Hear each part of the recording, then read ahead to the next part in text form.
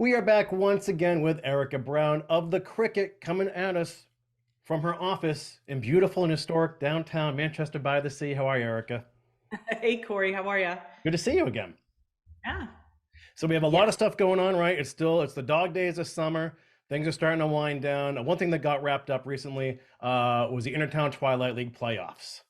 They were, and I went. I was sort of pinch hitting for. I don't go to the ITL games too often, but whenever I go, I really love going.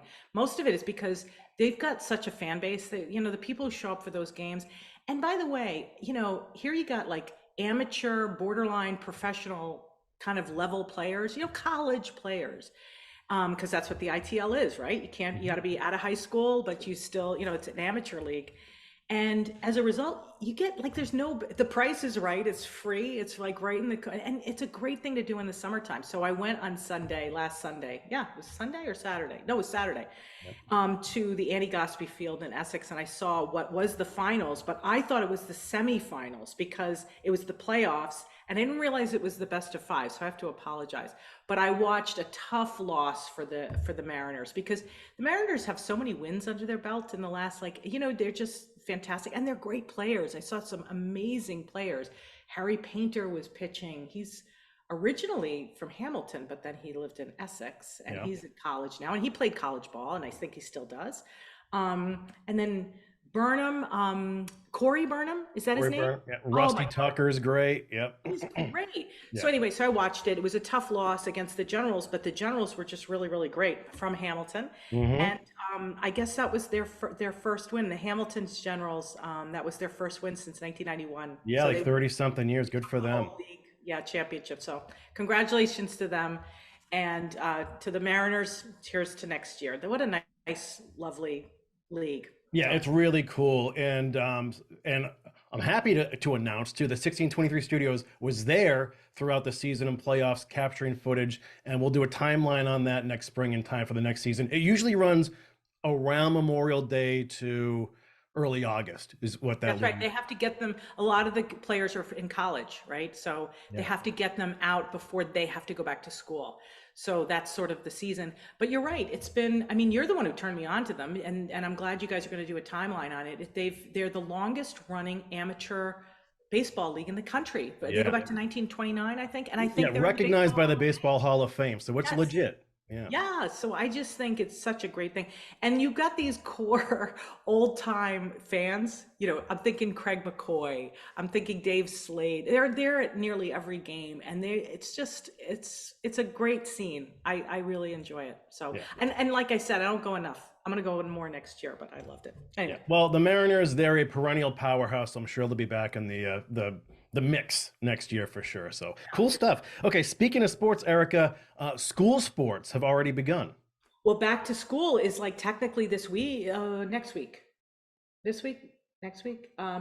Yes, it's this week they go back. I'm sorry. This Wednesday is the first day of school. But of course, they've been practicing and they're starting their games. So been back in practice for a couple weeks. So we've had some really good pictures of, field hockey, boys soccer, girls soccer, and all that stuff. The football team I've hear is supposed to be really fantastic this year. There are a lot of people watching them. But Jason Brisboy is doing a whole bunch of rolling previews, and we have the whole season schedule that's coming out. So I just edited a great piece by him that's a preview on the golf team, and I went out to the lovely Essex County Country Club, which is where they get to practice. And I took pictures of these young kids playing their golf, on the first tee. They're pretty darn good. And I had a great conversation with the brand new coach, Bill Melvin, who is from Manchester. He's a Manchester guy, the Melvins. President of the And Gloucester Little League. well, and also he's on the school committee in Gloucester too. Yeah. Yeah. Yeah. So Bill Melvin, it was fantastic to reconnect with him. He's going to be a real asset to the team because he's just a really great coach. He's one of those guys. He's one of those guys. So we have a great interview with him.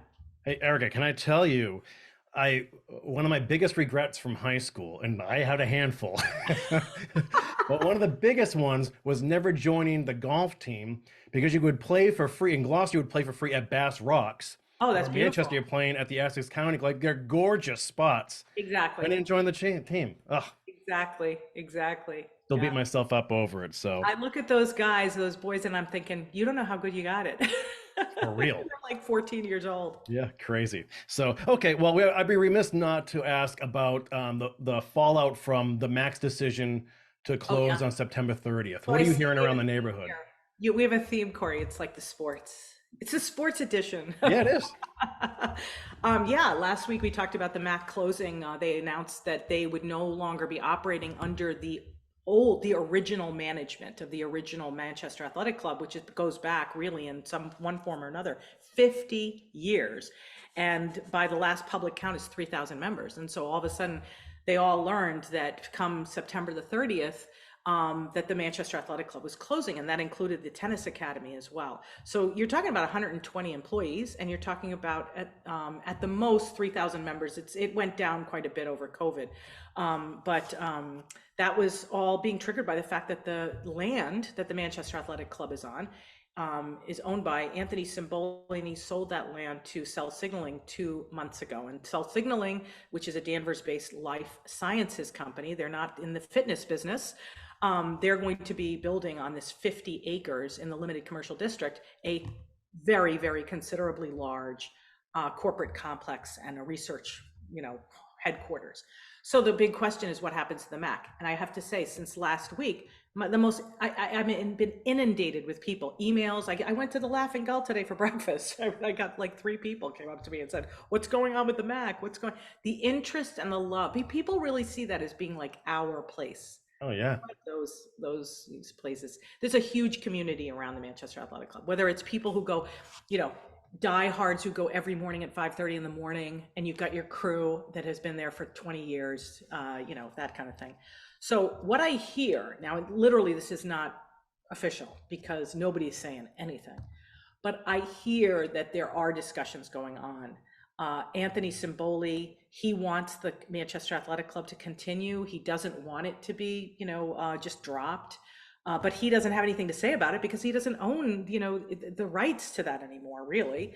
But at the same time, Cell Signaling is not in the fitness business, as I said. They said that they hired a consultant, and that consultant had found a short list of operators. So we're going to take them at their word. We'll see what it is.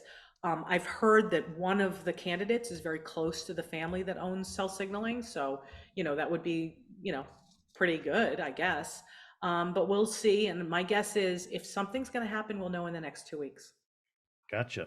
Yeah. Okay. Awesome stuff as always, folks. Get a subscription to the Cricket. Get it delivered right to your door. That's what I do. Thanks for your time, Erika. We'll see you this time next week. All righty. Bye, Kory. Have a good one.